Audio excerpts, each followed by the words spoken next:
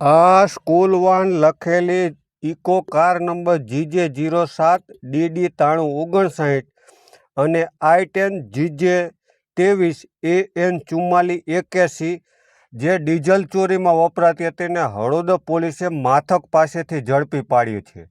સમગ્ર બનાવની વાત કરીએ તો મોરબી જિલ્લાના વાંકાનેર તાલુકાના સરતાનપર અને લખધીરપુર રોડ પર ટ્રક જે ઊભા હોય તે ટ્રકમાંથી ડીઝલ ચોરી કરવાનું કારસ્તાન પોલીસે ઝડપી પાડ્યું છે.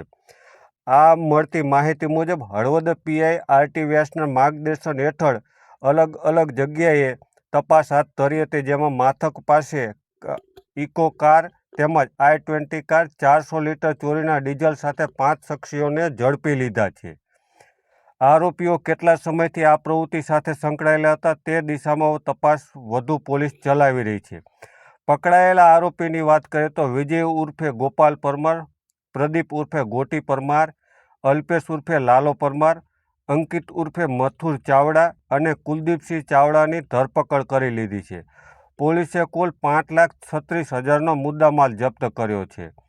આ રેડમાં અજીતસિંહ નટુભા, દિનેશભાઈ હનાભાઈ, લાલભા રઘુભા, શક્તિસિંહ બહાદુરસિંહ, વનરાજસિંહ માવુભા, દિવ્યરાજસિંહ મહેન્દ્રસિંહ, સંજયભાઈ મંજીભાઈ, સાગરભાઈ ડાયાભાઈ, યુવરાજસિંહ નીરુભા, રણજીતસિંહ અરજણભાઈ તથા કિશનભાઈ ધીરુભાઈ સહિતના જોડાયા હતા.